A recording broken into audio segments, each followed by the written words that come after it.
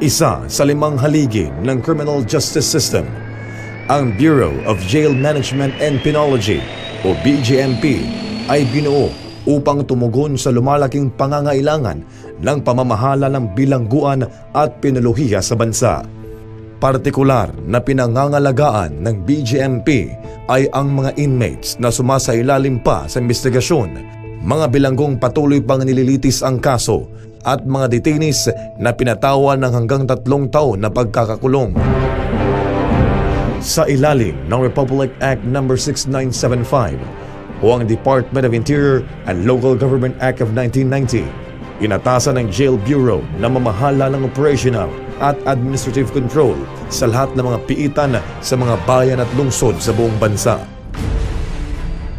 Ang kawanihan ay may 4 na mga mahalagang bahagi ng kanilang rehabilitation program. Ang mga ito ay ang livelihood projects,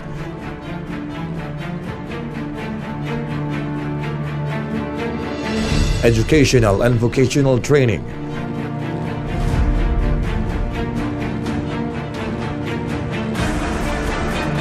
recreation and sports,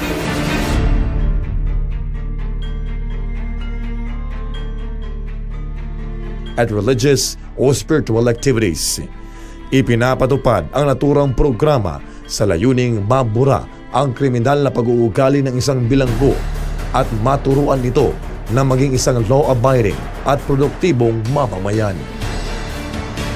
Bagamat ang lugar ng trabaho ng BJMP ay nasa loob ng mga piitan nagbabantay sa mga bilanggo, ang Jail Bureau ay may mandato rin na ipaalam sa publiko ang operasyon sa mga bilangguan at iba pang mga usapin tungkol sa pagtatama ng mga bilanggo. Bago musbong ang makabagong BJMP, balikan natin kung paano nagsimula ang Jail Bureau ng bansa. Noong January 2, 1991, nabuo ang Bureau of Jail Management and Penology sa pamamagitan ng Republic Act 6975 bilang isang line bureau sa ilalim ng Department of Interior and Local Government. Bago naging BJMP, tinawag muna itong Office of Jail Management and Penology na noon ay bahagi pa ng Philippine Constabulary Integrated National Police na huling hinawakan ni Brigadier General Arsenio E. Concepcion. Noong 1991, nang humiwalay na sa PCINP, ang BJMP ay may 500 tauhan lang. Noong July 1, 1991, formal nang nanumpa si Director Charles S. Mondihar bilang pinakaunang hepe ng BJMP. Matapos magretiro, pinalitan si Director Mondihar ni Jail Senior Superintendent Basilio G. Cael. Sumunod na umupo bilang hepe si Jail Chief Superintendent Silas V. Lauro. Noong 1997, nanumpa bilang BJMP Chief si Jail Senior Superintendent Joshua G. Ingano na sinundan naman ni Major General Aquilino G. Jacob Jr. Umupo rin sa pinakamataas na posisyon ng BJMP si Chief Superintendent Arturo W. Alite. Sumunod si Chief Superintendent Antonio Cabil Cruz. Sinundan naman ni Chief Superintendent Clarito Gerhem Hover.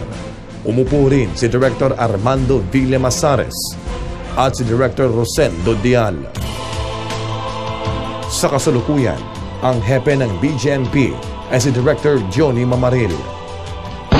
Mula noon hanggang ngayon, nagpapatuloy ang pagpapabuti ng kawanihan, ng pangangasiwa ng kulungan at penolohiya, ng kakayahan sa pangangalaga sa publiko at makataong pangangalaga at pagpapaunlad ng mga bilanggo sa buong bansa.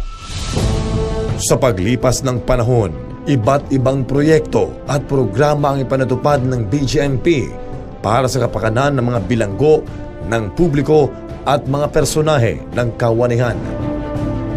At sa selebrasyon ng ika-24 anibersaryo ng BJMP, binigyan din ang temang maayos na pamamahala ng piitan, kaagapay ng bayan sa pagtaguyod at pagtahak ng tuwid na daan. At sa panunungkulan ng kasalukuyang direktor ng BJMP, ito ang kanyang naging panata sa bayan. Ang maging bahagi sa pagsulong ng tuwid na pamamahala at tapat na paglilingkod sa bayan ay isang malaking biyaya na aking ipinagpapasalamat sa buong Maykapan. Katuwang ang bawat kawani ng BGMP ay buong lakas kong itataguyod ang mga programang magpapanatili ng disiplina at kaayusan. Paigtingin pang lalo ang kahusayan at pagbabantay ng mga piitan na aming nasasakupan at pagkakaroon ng kasiguruhan na walang puwang ang anumang kabuktutan at pananamantala sa aming hanay. Ito ang aking paninindigan, isang taus-pusong panata sa bayan.